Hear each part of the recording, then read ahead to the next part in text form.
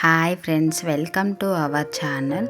అందరికీ నమస్కారము. అందరూ బాగున్నారా? నేనైతే బాగున్నాను. ఈరోజు కొర్రమీను చేపల పులుసు సింపుల్గా టేస్టీగా చేసుకోవడం గురించి ఈ వీడియోలోను నేను వివరించాను. నచ్చితే ఒకసారి ట్రై చేయండి. ఫస్ట్ క్లీన్ చేసుకున్న చేపలలో ఉప్పు, కారము, పసుపు వేసుకొని బాగా ముక్కలకు కలుపుతూ పట్టించుకోవాలి. తర్వాత అల్లం వెల్లుల్లి పేస్ట్ కూడా అలాగే పట్టించుకోవాలి. ఒక్కొక్కటి కలుపుకుంటే మంచిగా ముక్కకి పడుతుంది. తర్వాత మెంతులని వేయించి పొడి చేసుకున్న పిండి, తర్వాత అలాగే జీలకర్ర పిండి కూడా వేసుకొని, జీలకర్ర పౌడర్ అది కూడా ఇలానే పౌడర్ చేసుకొని, జీలకర్ర పౌడర్ కూడా వేసుకొని ఆ ముక్కలకి బాగా పట్టించుకోవాలి. ఈ పట్టించుకున్నాక ఒక హాఫ్ అన్ అవర్ పక్కన పెట్టుకుంటే అదంతా మసాలా అంతా వాటికి పట్టి టేస్ట్ బాగా వస్తుంది. తర్వాత రెండు ఉల్లిపాయలను ఇలా కాల్చుకొని పక్కన పెట్టుకొని మిక్సీ పట్టుకోవాలి.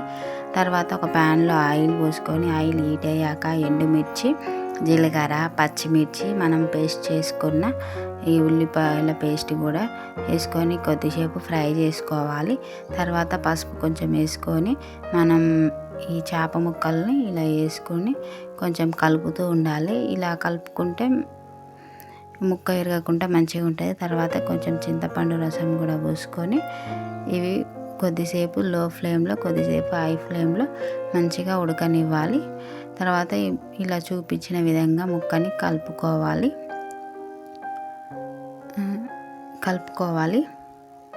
ఎరగకుండా జాగ్రత్తగా కలుపుకోవాలి. ఒక 10 to 20 మినిట్స్లో లో ఫ్లేమ్లో పెట్టుకొని ఉడికించుకుంటే మంచిగా ఉడుకుతుంది. తర్వాత ధనియా పౌడరు మసాలా వేసిన తర్వాత లాస్ట్లో కొత్తిమీర వేసుకొని ఒక 5 మినిట్స్ ఉడికించుకుంటే సర్వ్ చేసుకోవడమే. ఇది చాలా సింపుల్గా. నచ్చితే నా ఛానల్ని సబ్స్క్రైబ్ చేసుకోండి.